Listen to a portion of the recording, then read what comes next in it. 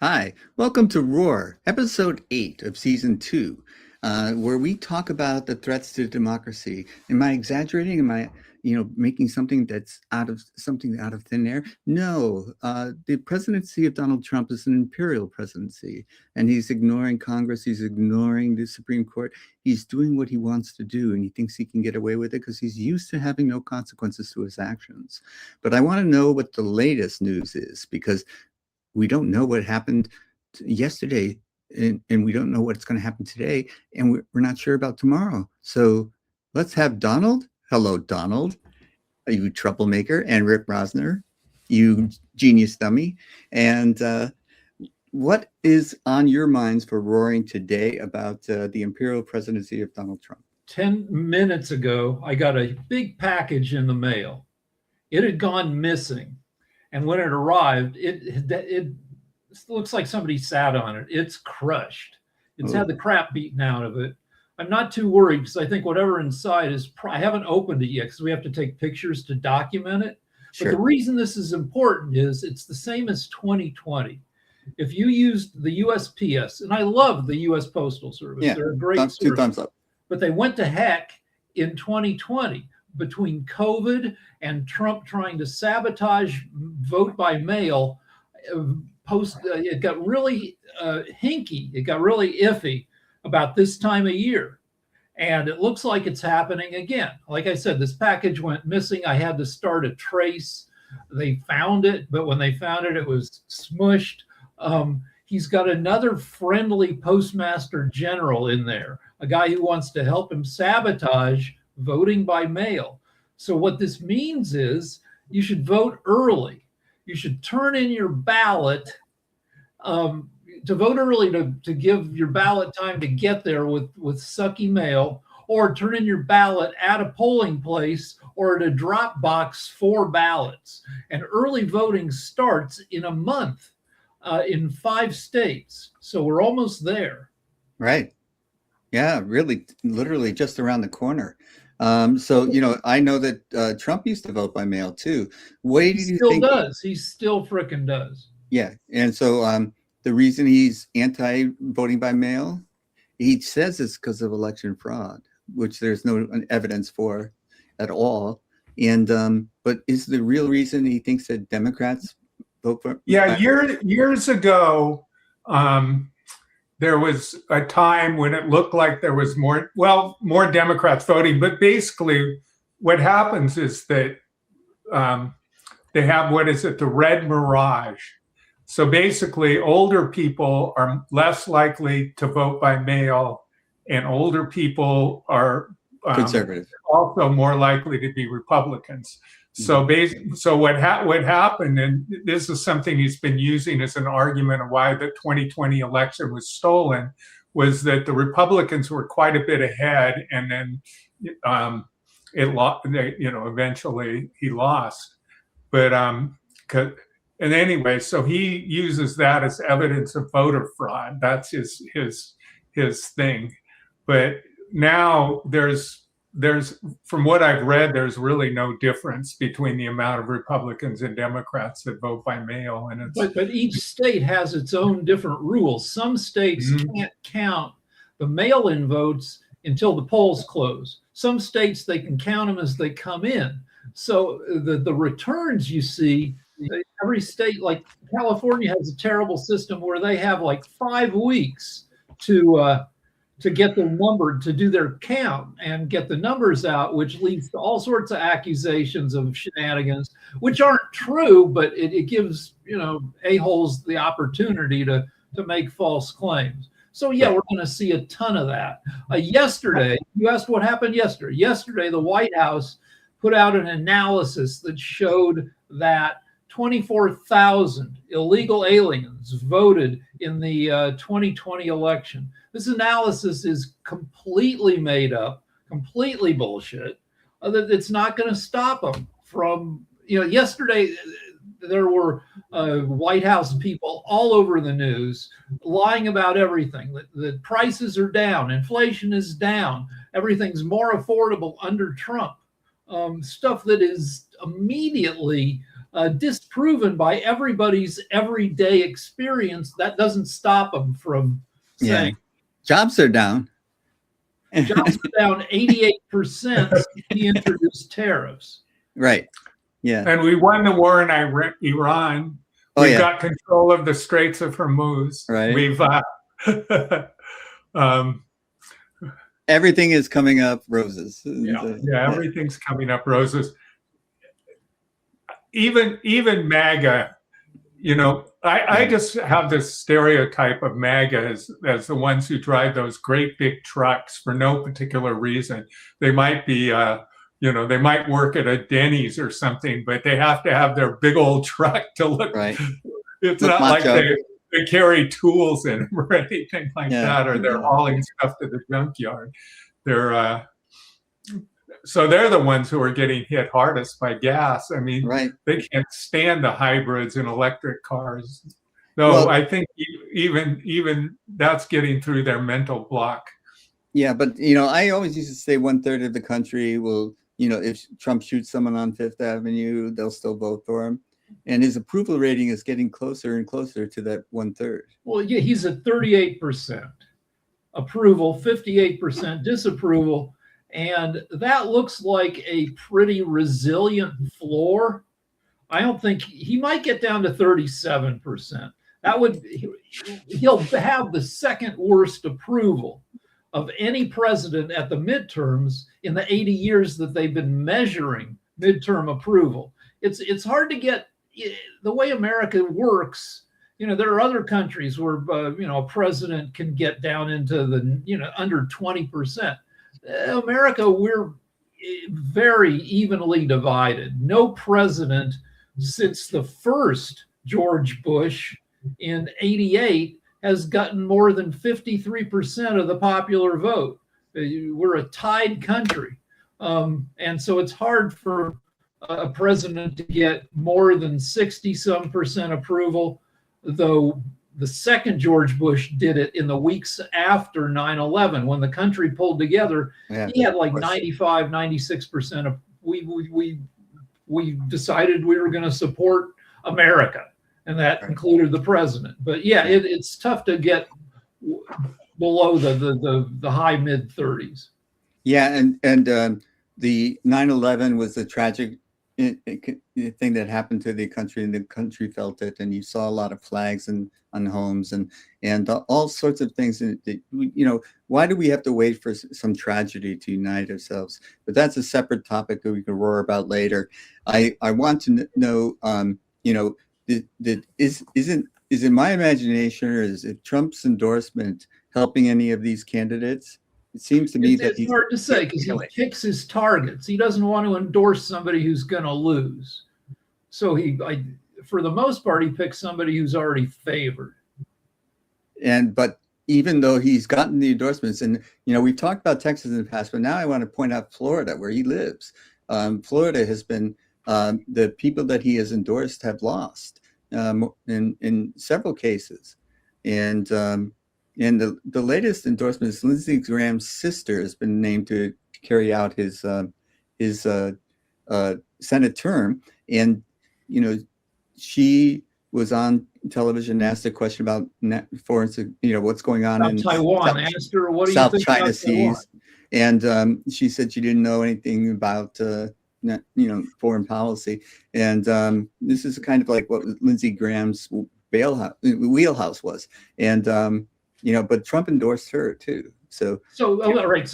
But this is indicative of what is going on, because the next day, when called to account for her terrible response, she said, "I'm not worried about Taiwan. I'm worried about boys and girls sports." Oh gosh. So the pivot to cultural issues, but it's the economy, stupid. Don't ever take your eye off of that. No, I'm confusing states, but I want to see, is she South Carolina? Yeah. All right. So I haven't looked it up. I accidentally looked up Georgia, where it's actually illegal for trans athletes are illegal. You can't, there's zero competing. I should have looked up South Carolina. I assume the number is still zero in South Carolina. No trans athlete. California is the biggest state in the country. We had one trans athlete competing. It's a non-issue. Right. It's a non-issue. And when the Republicans talk about trans stuff, it's always to distract you from their terrible record every place else. Okay, so we almost roared about tariffs, which I remember Milton Friedman, a darling of the Republican Congress and people of that economic bent, always said that tariffs should be zero. And so Trump is applying tariffs on a whim, and courts have struck him down, but he's trying to finagle more tariffs. And he just backed off like the taco. Trump always chickens out. He backed off of his threats for tariffs on Canada. But, this is just another example of an imperial presidency where he tries to assign things that he wants to do to punish people he wants. He sicked the Department of Justice on people that he doesn't like. And, if this kind of thing can go on in the future, it will not be a democracy anymore, but it'll be something else. And one of the things we haven't roared about is the great transference of wealth. The wealthy are getting wealthier, and the poor are getting poorer, and the middle class is hanging on by their fingernails. So when are these people going to start voting in their self-interest and put someone in place who's going to? If you're going to roar, you have to make a simple message. Okay. Tariffs can be complicated, but if the message is tariffs cost you money every time you buy something, that's the case. Yeah, the tariffs get passed on to the consumer. Yeah. One of the things the companies. One of the news that's been a big deal is our debt has just passed 40 trillion. He has That's a big number. The debt so incredibly much. It's just insane. And where the debt is the way I look at it, is they're looting the treasury and giving it to rich people. That's basically the simple. Well, the logic behind that, the Trump logic behind that, is that it's the wealthy donors that are backing him, that are giving him money for his campaigns. Well, yeah, I mean, it's simple. I mean, he's so corrupt. I mean, So basically, he's they're rewarding bribing them him to do it, but he's managed to get the power. Fortunately, the Federal Reserve is not completely under his thumb, so they're about to raise interest rates. Well, they most of the appointments that Trump makes is the criteria is are you loyal to me? And so he surrounded himself with a bunch of incompetents. But the chair he put in is basically competent in the Federal Reserve. And he maybe have a bent towards Trumpian preferences.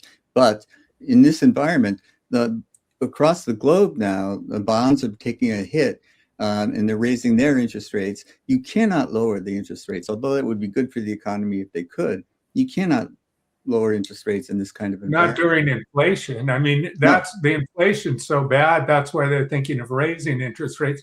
But with a $40 trillion debt, the interest, just the interest alone. It's $1 trillion. The interest is $1 trillion a year. The simple message about the national debt is it's America's credit card bill. And every year we pay $1 trillion in just the interest on the balance of this bill. And right now, mortgage rates are 6 for 30-year fixed, 6.75%, which is 2 or 3 times what it's been at various times in the past couple decades. So people can't buy houses. Yeah, so homes are unaffordable. And which screws buyers. It also screws sellers because it drives. Yeah, we have a house we want to sell, and let's just say round numbers, it's worth $1 million. So you've got $1 million house, and you look at the mortgage payment that the person can make, and then you basically have to make that be a fixed number. And so then you have to reduce the price to account for the high interest rates. Yeah, to buy your house, somebody has to come up with at least $5,000 a month mortgage payment. Yeah, and out here in California, it's not clear. Rent is going like $4,000, and at least in the peninsula of San Francisco where I live. Yeah. So if people can't buy a house, then they're they stay in the rental market, which raises rents. And rents have gone up, and there seems to be no end in sight. I know Well, we've been building a lot of new housing, which is great. I mean, in Santa Cruz, it's just been great. I mean, a lot of people just hate it. But I was on the grand jury, and we investigated housing in the area, and we found that Santa Cruz City is doing a very good job, but the county's passive aggressive against building new housing because, people just, they have their, thing and they're, justifiably worried about traffic. But I want to just say something that was really interesting that made me really like the planners here is people are going, what are you going to do? There isn't enough parking. And they said, look, when we're building this stuff, we're not building, we have to realize it's going to be there for 50 or even 100 years after we build it. And so we can't plan based on how things are now. We have to plan for the future. We have to, and we don't see a future in cars. And part of the state of California's requirements, basically, every city and every county has to go to the state, and they have to tell them. The state gave them a mandated percentage that they, where they have a complicated formula, but a mandated amount of houses they have to build. Okay. And what happens is that they don't, there's what's called the builder's remedy, where the state comes in and redoes the zoning, and the city or county has no say in it. And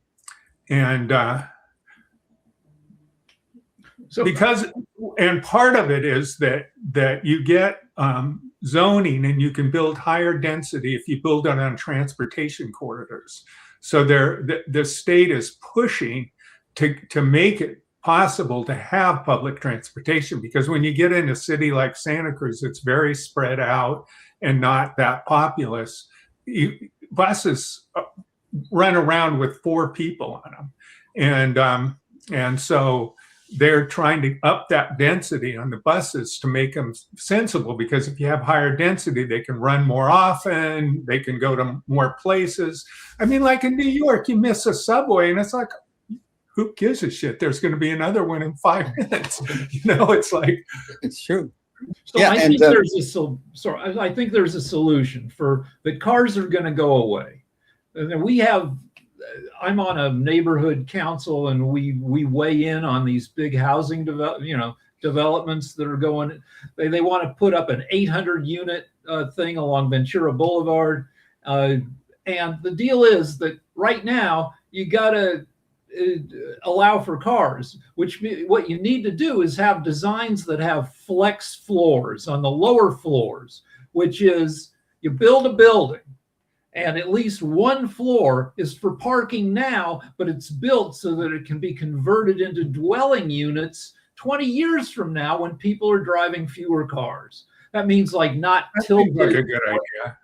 Yeah. So, However, if you reduce parking and and traffic gets worse, it provides a huge incentive for people to take alternatives to cars. In Santa Cruz, we've put these dedicated bus lanes and all this kind of stuff to make it so, try and get it so it's actually faster to ride the bus than it is to drive your car. Because that's the number one thing that people think. If you look at, what are they concerned about? And it's how long it takes me to get somewhere. Yeah. So, yeah, okay. But in LA, it's not entirely realistic. They want to put up these massive developments. They want to put up 1,300 new dwelling units along 3 blocks of Ventura Boulevard. That will screw parking for a half mile all the way around as people, which screws, hundreds of homeowners who rely on on-street parking to have any kind, without having to walk a quarter mile to get to their car. And yeah, there are solutions, that maybe you have remote parking lots with shuttles running. But nobody's come up with, a decent solution except to say, well, this is going to be a transit hub. Yeah, when and how? Yeah, these are Well, we- difficult problems to solve, but they must be solved because affordable housing is a must. And there's a ballot on the Menlo Park ticket this November, and it's the same issue. People don't want it in their backyard. Not in Well, my it's backyard. NIMBY versus YIMBY. Mhm. Yes in my backyard, no in my backyard. And Studio City, it's a huge deal because like we survived COVID really well because Studio City remained a place that people wanted to go to have a meal or to walk, past some of these shops. But if you screw parking, and then that becomes like a NIMBY issue. That if we become, well, I want to point out that, I mean, you look at Santa Cruz, and I did a business where my customers were small businesses, and I've had the main like shopping, I don't know, like core of Santa Cruz. It's just like in Palo Alto, University Avenue is a destination, but it really isn't the biggest. There's the mall there, and there's a lot of other shopping areas. So if you want to go shopping to buy groceries and stuff, you don't go to University Avenue. And Pacific Avenue in Santa Cruz is just like that, and that's where they're doing a lot of building. They built a new transit center, so they've put a lot into making alternative transportation. But what I look at is that, okay, well, there's this huge, I got to know the businesses don't do that well. And many of them, it's very seasonal. So if it's not great weather in Santa Cruz during a recession, going out and to Santa Cruz is kind of secondary if you don't have enough money to spend. So Santa Cruz just tanks. But if there's hundreds and hundreds and hundreds of people living right by the shops, then I think the character of the shops will change. You might be able to have a shop where you could actually buy blue jeans and regular clothes instead of, and the shops that sell, statues of Buddha and God's eyes and things like that probably will diminish. But it provides. That's the way it is in New York. My brother lived in New York for 7 years, and he had a car, and he parked it in Connecticut because the only reason he'd use it is to go camping and visit, the New England and, go out and watch the leaves change and things like that. So he'd actually take the train to his car, and he didn't keep it in the city at all. So, I can't drive. I don't drive. And I've been this way for 50 years, and I've been to 24 countries. I managed to get around just fine, and I walk a lot. My blood pressure is so low; it's not dangerously low, but it's low, and which is an indication that my cardiovascular system is still robust.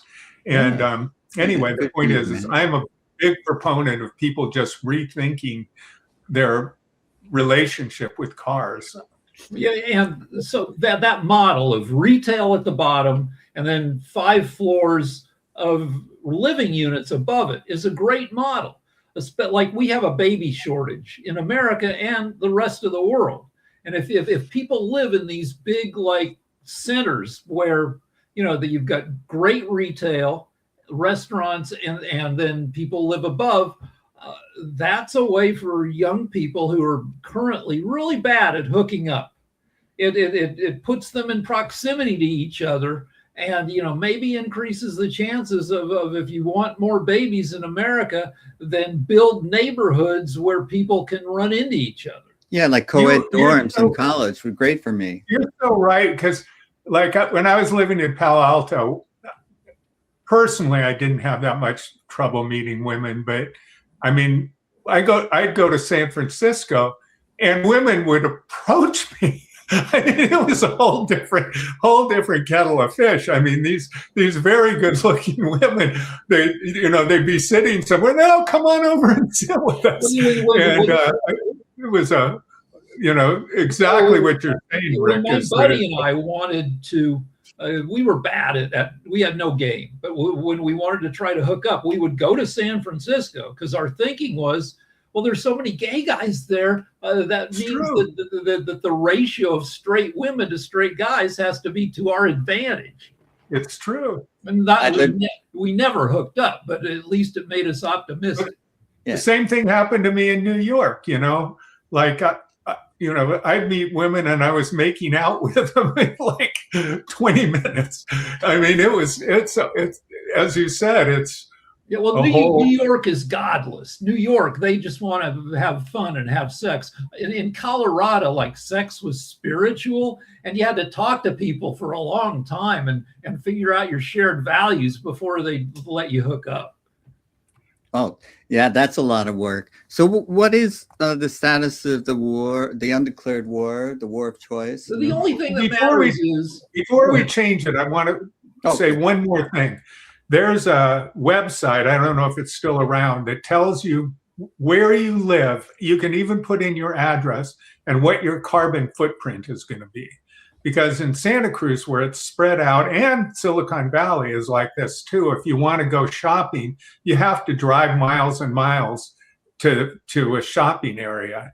And I mean, in Santa Cruz, CVS is miles from they've got a CVS and Safeway kind of close to each other. But basically, if you want to go to the drugstore, you have to drive miles if you want to go shopping. So the carbon footprint of somebody that lives in New York is about a quarter of what it is in Santa Cruz. Cities are much, much, much better at using carbon. They use much less. So I just want to say, I read a book once that said cities are man's greatest invention.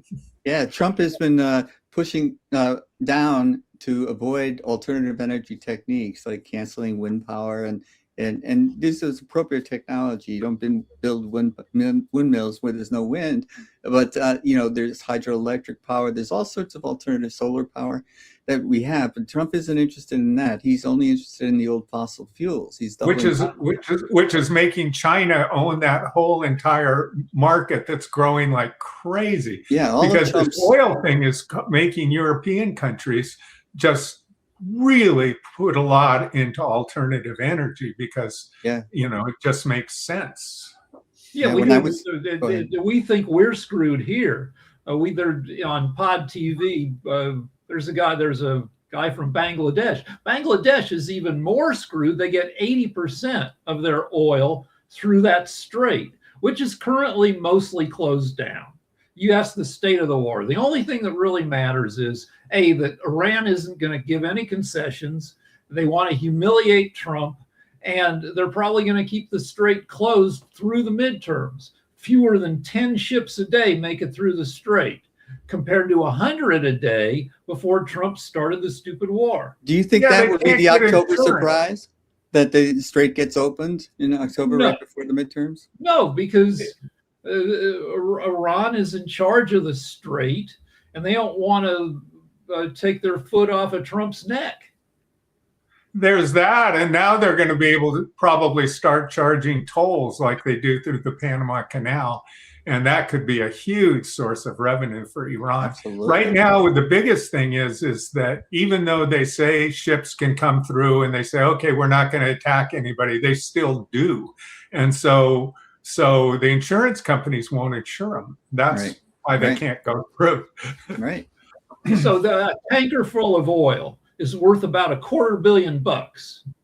And Iran, if it wants to charge 0.5%, that's $1 million per ship. If they let, 80 tankers through at $80 million a day, in 2 weeks, you've made $1 billion off of tolls.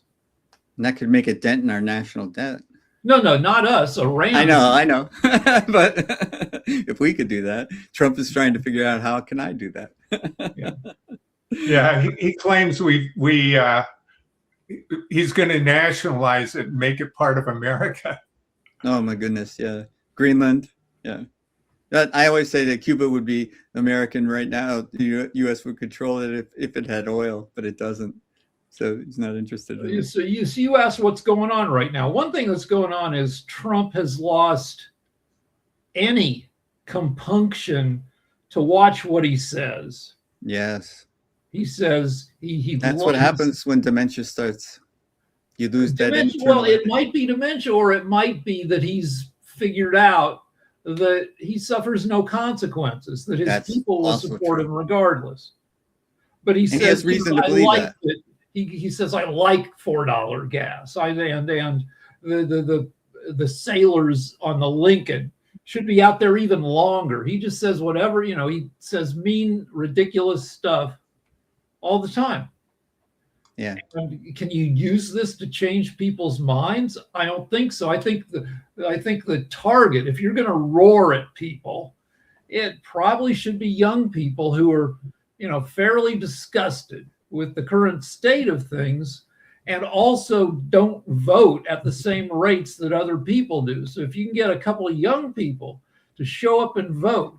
Well, Now, this I don't is know one how of the you things that I have noticed in the primaries that are mostly just concluded. There's been a swing to people that are trying to organize. This is what the mayor of New York has done in New York City. And this is what the guy who just won the primary, Saeed in Michigan, I think, what he did was organize, get the vote out. And there's another Democratic socialist who won a primary in Florida against a very strong candidate, somebody that I sent money to actually. But she did it by the old-fashioned way, by organizing, by getting people out. And so I see this renewed vigor in the Democratic Party to, do it by going on, knocking on doors. And this is one of the strengths of these younger candidates. And I see a generational shift. They're not only doing that, which I applaud, but they're also nominating people who are veterans. And so you see someone who's a veteran go up there. The right can't take too many shots at veterans that have served, and this is also a strategy that I think will work in November. So Obama won by organizing. He had Yes. really good infrastructure, and then Biden there was chaos there, but they dropped the ball. Yeah, and I think Hillary did too. Well, they've got Palantir. The Trump people have Palantir backing them up. That's true. And they're Peter Thiel behind Palantir.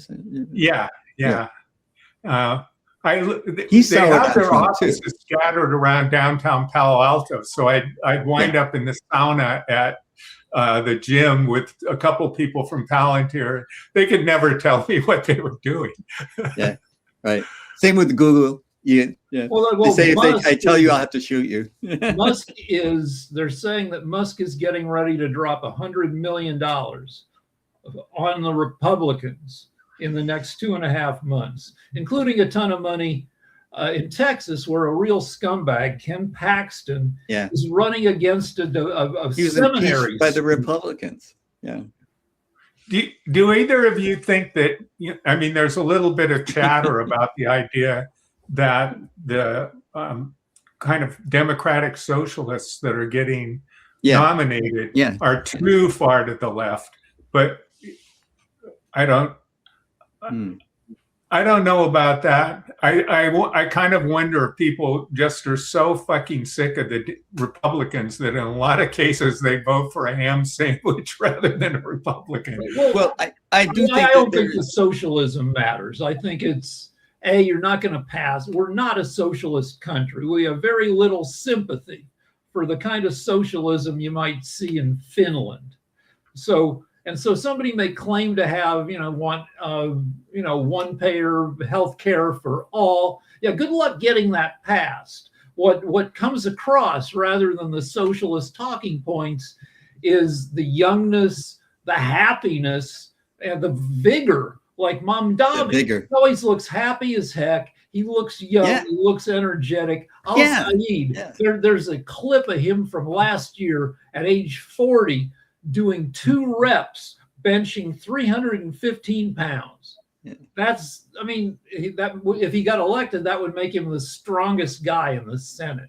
Yeah. Well, this youth and vigor, and organizing, I think, are the things that are going to tilt the election. and maybe even tilt the Senate. I have hopes for Alaska. I have some hope for Maine. You only need a couple more, and maybe the Senate will swing too. And so if you get the entire Congress against this imperial presidency, you might have the makings of something that can affect positive change. And there's no doubt he could be impeached, but he won't be convicted. And so, he will feel like there's no consequences again. And he will accuse people of treason and all of this kind of stuff that he's been doing. And he'll be talking about communism, not socialism. All of this is nonsense. And Finland is very adamant. I've lived there. They're very adamant that they are not a socialist country. They're very behind capitalism. They have Nokia and other gigantic global countries. They're the number one maker of paper making factories, which doesn't seem like a big deal, but it is huge. I mean, and they also are shipbuilding. When they cut the Queen Mary in half and expanded it and then put it back together, they did that in Finland. So but they do stuff that we wouldn't stand for, like Germany. College is free, even the best schools. And if we tried I went to college in Finland. Yeah, if we tried free college here, everybody would go, yeah, well, what about the people who don't want to go to college, elitist and blah, blah, blah, blah. Yeah. But I think the pendulum swung hard right, and I think it's swinging back a little bit. But I do believe that the left center and right center can form a consensus. And that's when America is at its best. The United States is at its best. And I do believe that this is possible and it's achievable. So I have hope. But November is coming very quickly, and we'll see if this hope will be fulfilled. But I think it's time to throw the bums out. And if the delta between now and then, and it looks very likely, is continuing downward spiral, which I don't see how it could be otherwise. Then I think people are sensitive to rates of change, even though they don't know calculus. I saw this comedian who said, well, the United States, we brag about how great we are, but we're 47th in math and science. Yeah. And he said, well, that's really bad thing, but I guess it doesn't bother people because they're so bad in math they can't count that high.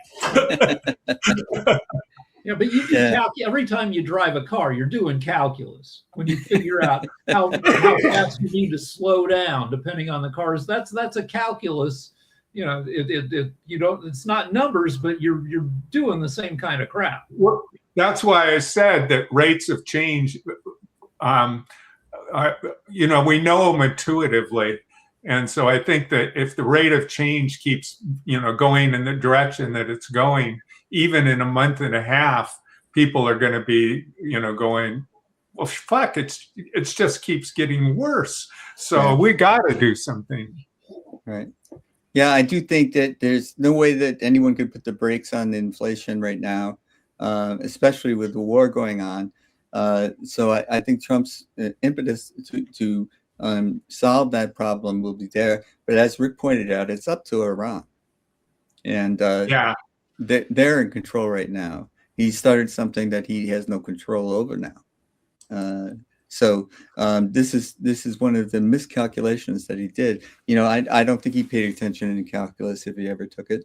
He couldn't understand it. What's so funny is that he bragged. He said, well, all these presidents before me were pussies. They didn't attack Iran, and we should have attacked Iran. Yeah, he's the man, well, right? All the presidents before you weren't morons.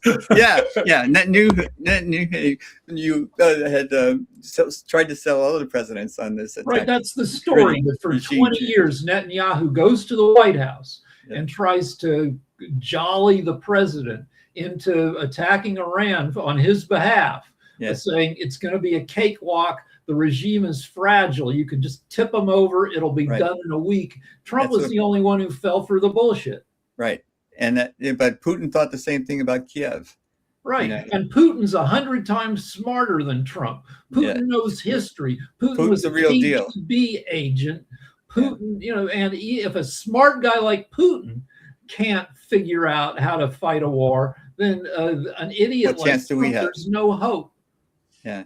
And you know what happened with Iraq is we took out all the middle management. We took out, and basically without any government infrastructure at all, you saw what happened there. It just in World War II, you get criticism because we kept some of the Nazis online, but the consequence of it is Germany bounced back incredibly well, and they're one of the most anti-fascist countries in the world right now. Yeah, Germans are super nice people.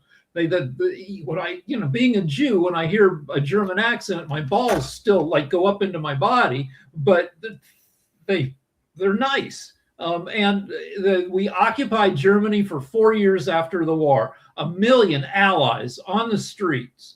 They've made Nazism illegal. A lot of people, I'm sure, still in their hearts were Nazis, but they learned to shut up about it, and they got old and died eventually. Yeah, exactly. That is exactly true.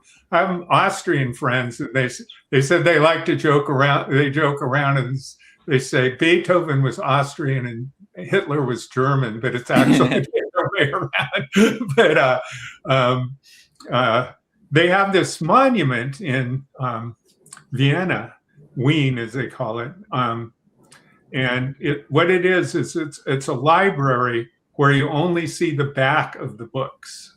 It's a statue of a library shelves, and they said that symbolizes all the intellect that was destroyed by the Nazis. yeah, and that's also true right now with the book banning that's been going on. There's pushback, and one of the things that they're doing is taking control of the city councils and the people that are making these decisions about banning books. So people are throwing these bums out, and they don't like this anti-intellectualism where they're saying that the children cannot read these certain books. Great literature should be accessible. This is how you become a humane society. And but going back to the socialist, communism, and capitalist, what I want to remind people is that we are not a capitalist society. We're a democratic society that uses capitalism as their economic system. And so when we remind ourselves that we're democracy, that's when we get outraged by what's going on. That's kind of the way they are, say, in Finland. I mean, they basically consider themselves by democratic socialists. When I was on the grand jury, I went to the jails. We have to. It's by law. We have to study the jails. So I go to the jails, and I get talking to the correctional officer, and I said to one, well, there's only 3,000 people in jail in the whole country of Finland. And he says, yeah, but that's because they care about each other and they care about their society, and we don't. And I thought, isn't that good for you? I got to ask you, how many hours a week and how many months did your civil grand jury job go for? Because my wife it was a year. And how many hours a week? My wife is thinking of applying. About 20 a week. Wow. And well, it's committed. Like at certain times, right at the beginning, we didn't know what the fuck we were doing. And so we thrashed around, and then by the end, we had to write those reports. And that was very time consuming. But you had fun. Incidentally, our reports have been on the front page of newspapers and started huge discussions. Like if we write a report on the Board of Supervisors, they have like 90 days to respond, and they have to respond by law. So it's very impactful. You got guidance, right? You had people who would say, here's what here's what you have to investigate. Here's what past civil grand juries investigate. I assume you had people to help you. No, well, we had a couple of training sessions, but everything's completely secret. So nobody from the outside can come in and listen to us. So we had some training at the beginning, but it was kind of hands off. We couldn't tell them anything we're doing, and it's bottoms up. It's fabulous. You get into the room and they say, what are we going to investigate? And one person says, I'd like to investigate this. Anybody want to help me? And then, if 3 or 4 people say, yeah, I'd like to help you, you start an investigative committee. And you can be on more than one committee, but I wouldn't advise more than 2 because it's a lot of work. just too time consuming.